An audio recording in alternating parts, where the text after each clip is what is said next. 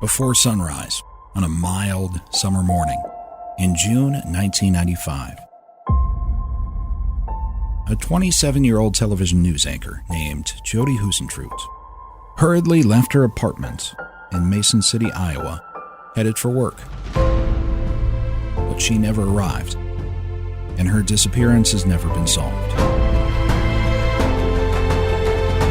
In 2003, two television news reporters created FindJodi.com, a website dedicated to preserving Jodi's memory and keeping her case alive.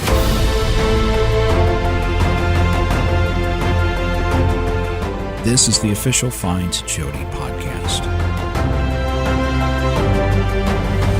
Welcome back to the Find Jodi podcast. I'm Scott Fuller, and a reminder, going forward, we are releasing episodes every 2 weeks now, and that will be on alternating Thursdays. So hopefully you've had a chance to go back and listen to our most recent episode covering whether Jodi might have been stalked prior to her abduction and whether or not that may have had something to do with her disappearance. And on the next episode, coming up in 2 weeks, pending any breaking developments in the case, but we plan to begin an exploration of an avenue of Jodi's disappearance, which is certainly one of the most involved and complicated, but also among the most legitimately interesting in terms of what might have actually happened to Jodi 25 and a half years ago now.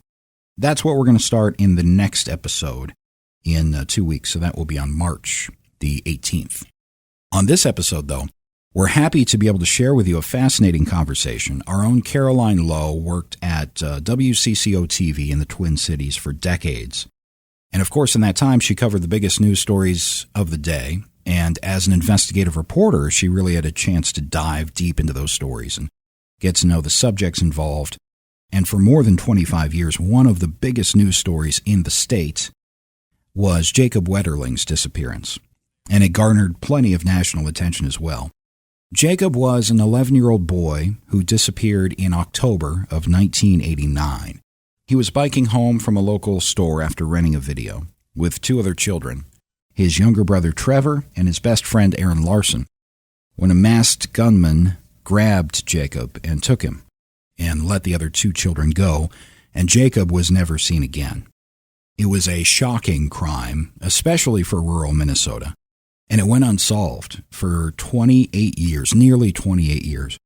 Eventually, through a series of short, rapid developments, a man named Danny Heinrich made a confession as part of a plea deal, and it was confirmed through DNA and also the location of Jacob's body after that much time, that Danny Heinrich was responsible. Technically, he was not sentenced in Jacob's case, but he is serving 20 years in prison on a child pornography charge, and the legal reality is it's very unlikely he'll ever be released from prison. Jacob Wetterling's mother, Patty, in the decades since her son's abduction, has become a prolific advocate for issues of child endangerment and children's safety and cold cases as well. Patty Wetterling is a member of the board of directors of the International Center for Missing and Exploited Children, and the Jacob Wetterling Resource Center continues today to help kids and families in Jacob's name.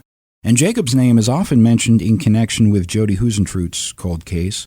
And as you'll hear, Jodi actually did cross paths with at least Jacob's case in a news capacity in her life.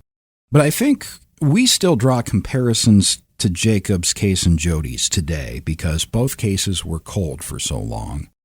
And those of us who follow Jodi's case would like to see the same kind of resolution eventually in hers as well, even after so long, when it sometimes can seem hopeless with the passage of so much time.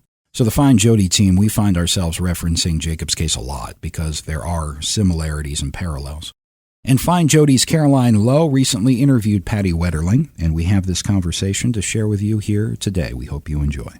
How are you, for starters? How are you, Patty? Good, thank you. I'm doing well. What we talked about earlier, so often when we talk about Jodi, Jacob Wetterling's name comes up. In fact, when we did an interview a few years ago with 48 Hours, the correspondent said, everywhere I go in Iowa and Minnesota, people talk about Jacob.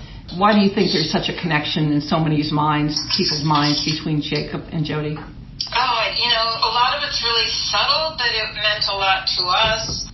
Jodi went to St. Cloud State, did she not? Right. And she was taken from Mason City, which is where my husband is from. I guess we met Jodi early on when she was doing some interviewing regarding Jacob's disappearance, and I know her mom, and I guess I've met her sister, but it's been quite a few years since we've spoken. But the horrific thing to happen once and then to happen to somebody who was so closely tied to Jacob's story makes it we need to solve this.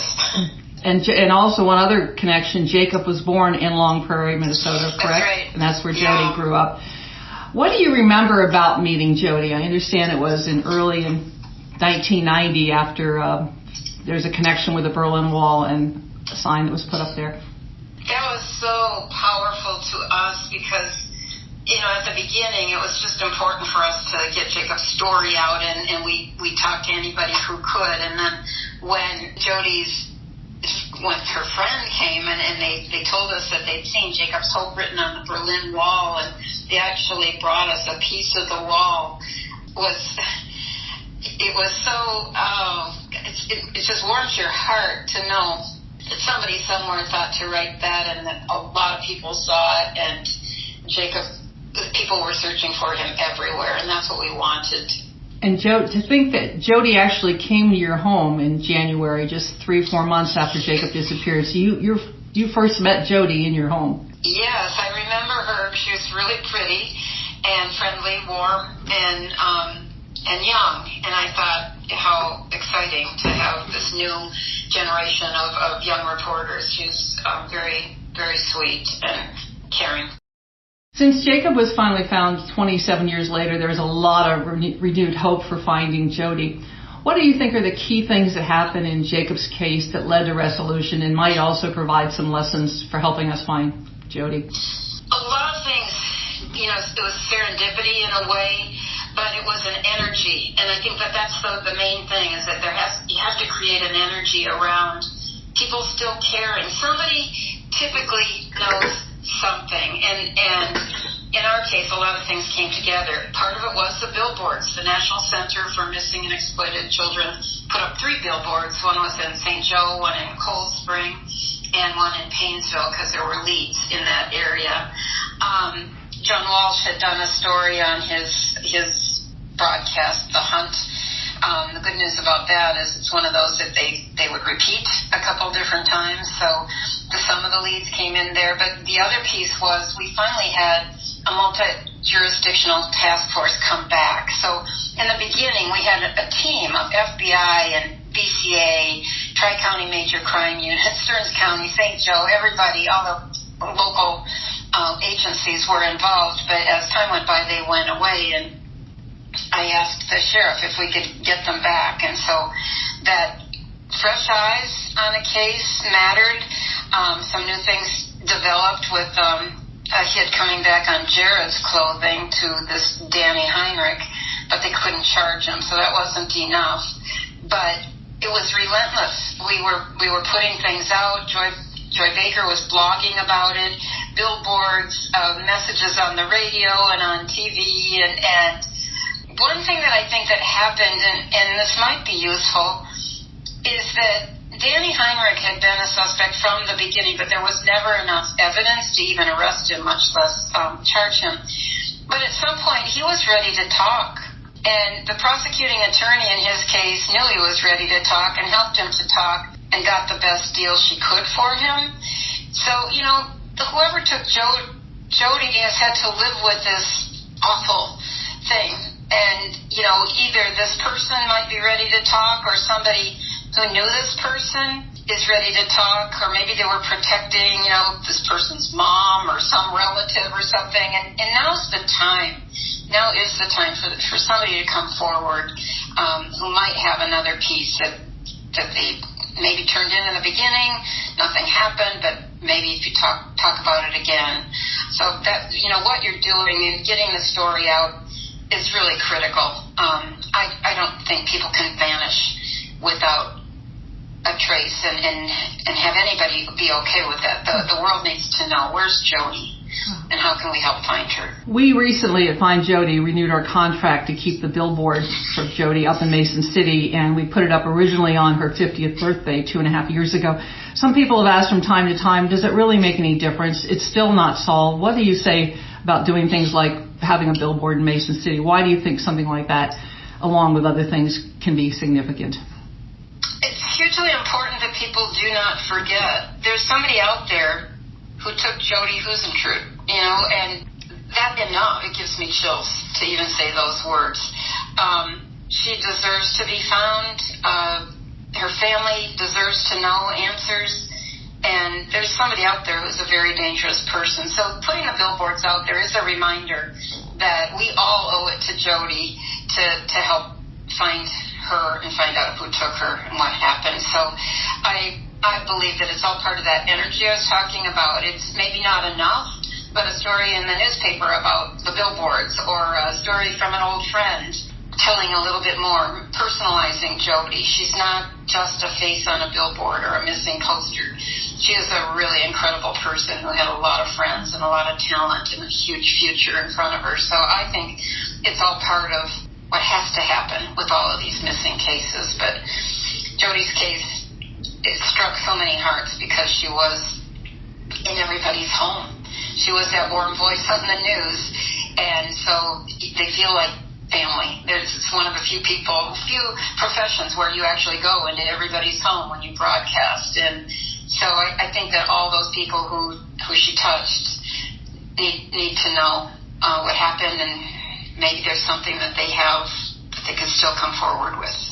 On Jacob's 15th birthday, Jodi was a reporter in Alexandria, Minnesota, and we have a report of her with an interview she did with you. Do you remember that back? I know it was probably such a fog back then, but have you seen that? Do you remember Jodi, the person you met in your home, being on the air reporting her? I do remember it really briefly. I haven't seen it in years. That's been part of my last year's journey with COVID. I've gone through a lot of videotapes and tried to preserve some of them to discs or some other electronic means, but I would love to see that again. I do remember her. Her blonde hair and her fresh eyes and huge interest in Jacob's case and trying to help find him. So I have strong memories of her, and I think you said that it was around our daughter Amy's birthday, and so you think you don't remember, and then somebody says something, and you trigger all of the memories and all of the efforts of people trying to help us. And that's what I'm trying to do to help Jodi and to help you find Jodi. Thank you. Jodi's loved ones don't have hope that she's likely to be found alive, but living with the unknown for so many years, what do you think it means to loved ones to finally get answers? Even like in Jacob's case, it's a horrible answer. It's not what your family hoped for. But what do you think is it better to know than to continue not knowing? What does it mean to get answers? I think the answers are critical. I carried hope forever. We knew the statistical probability wasn't good, but then you'd find the one case or the one person. J.C. Dugard had been gone 17 years. It's like, at what point do you give up? So I understand the reality, but at the same time, the answers can't be worse than all that your mind has created. And for us, it actually gave a sense of calm when we found where Jacob was. It was on this rural farm, and it's really quite peaceful. And it gave me some peace in my heart to know that he was not hurting somewhere else, and that, you just wrestle with what happened. You can't just forget, we had this wonderful person in our lives, now they're gone. Your psyche needs to know what happened and where are they. And in essence, we got to bring him home. Today marks the birthday of one of America's most highly publicized missing children. Today, Jacob Wetterling would be 15 years old.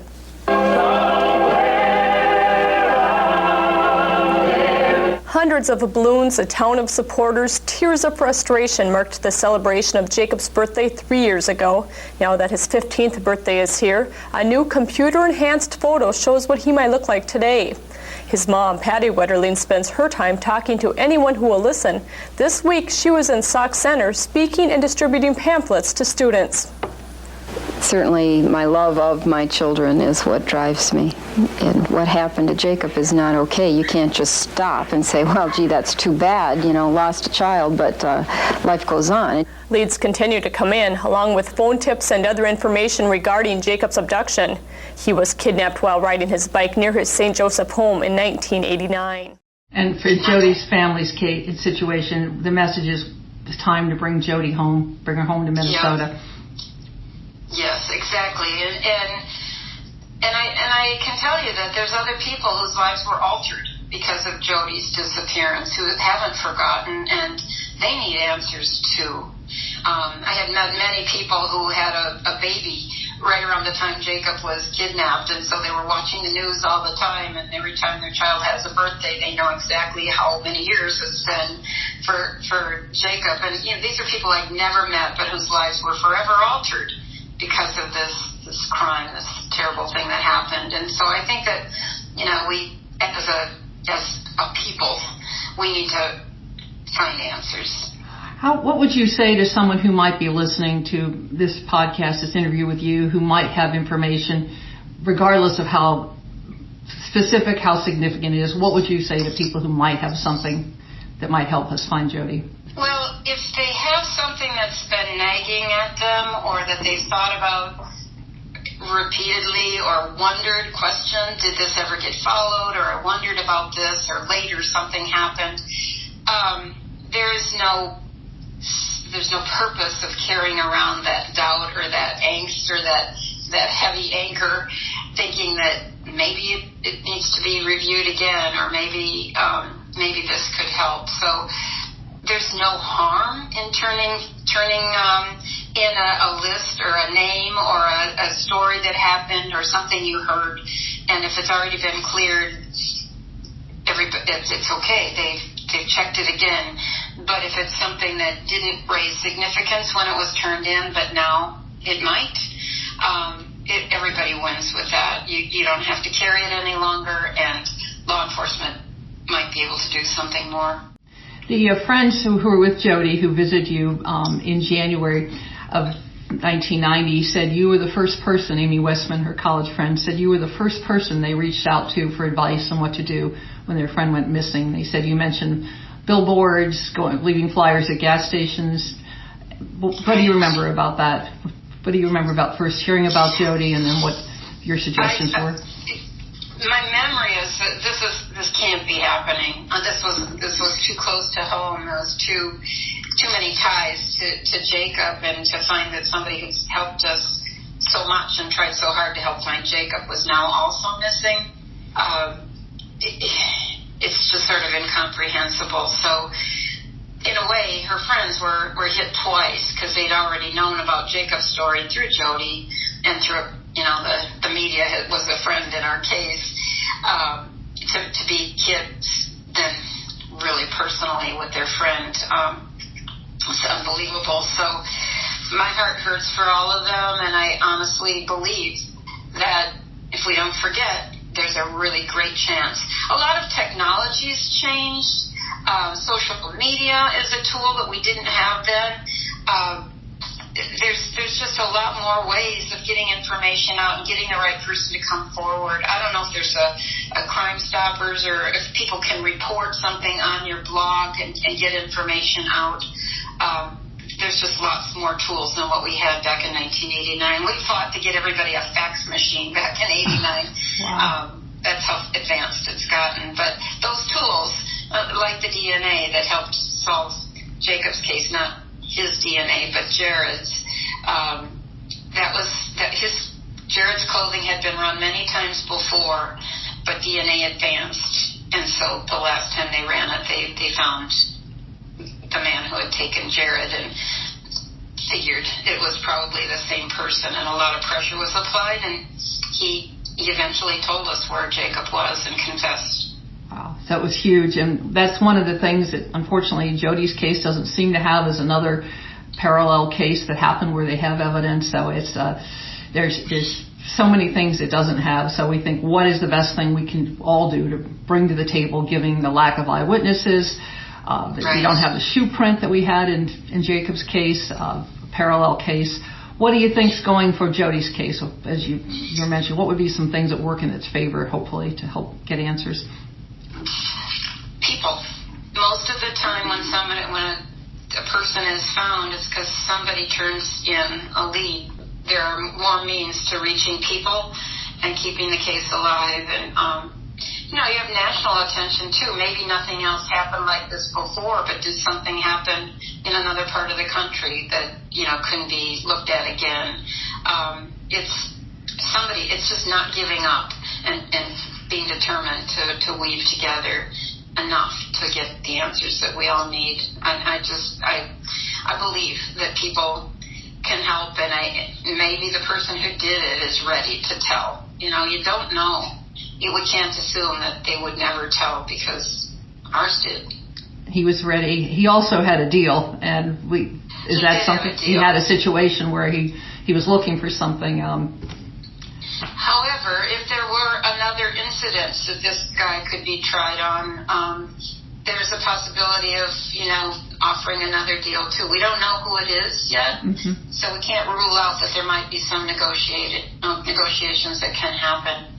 What role do you see the media continuing to have? Sometimes some people feel there's been too much coverage. It's all the time. But what role do you see the news media having, continuing to keep Jodi out there?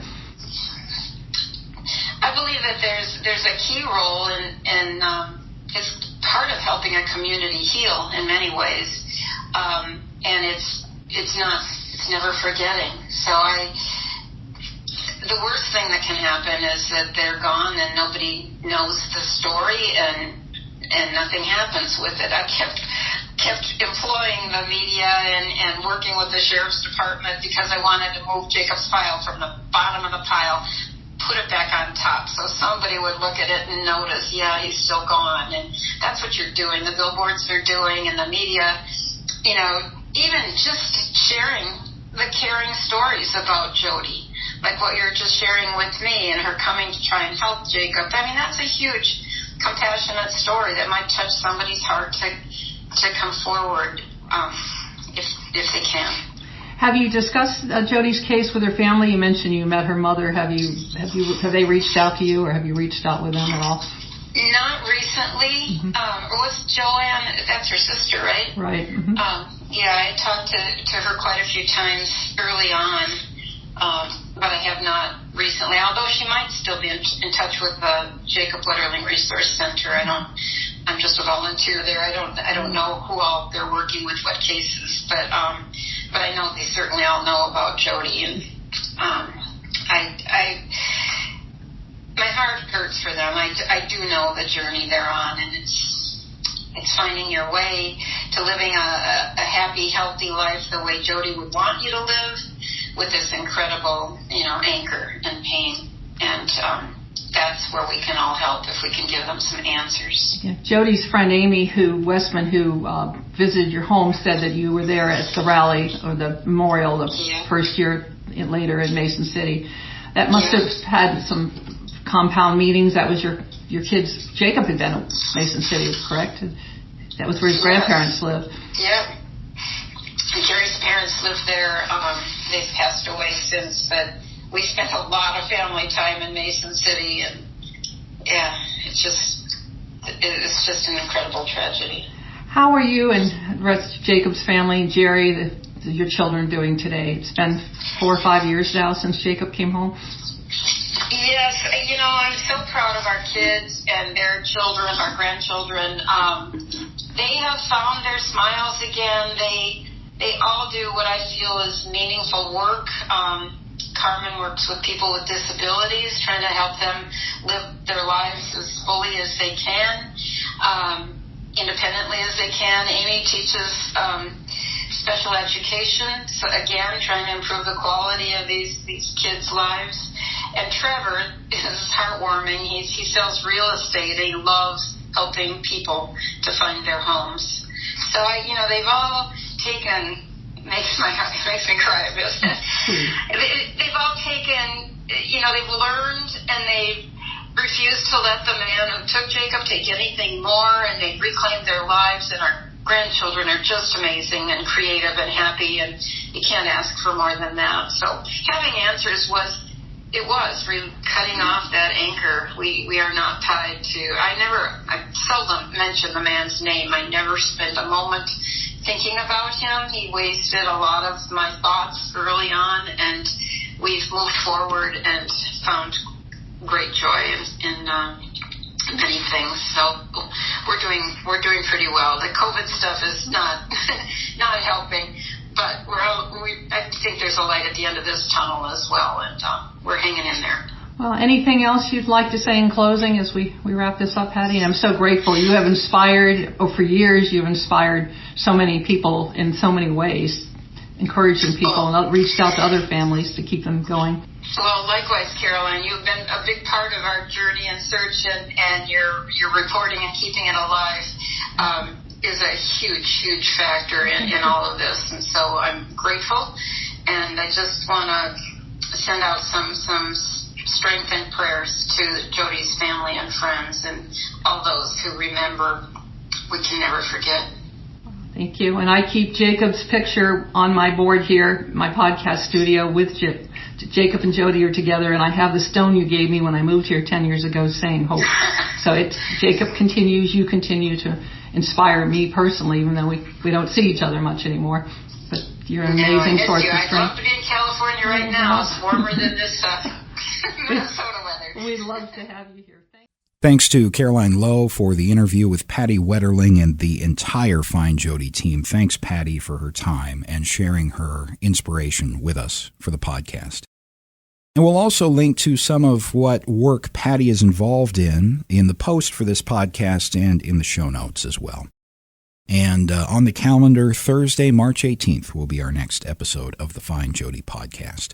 Thank you for listening and subscribing and sharing the word about the show. We'll talk to you then.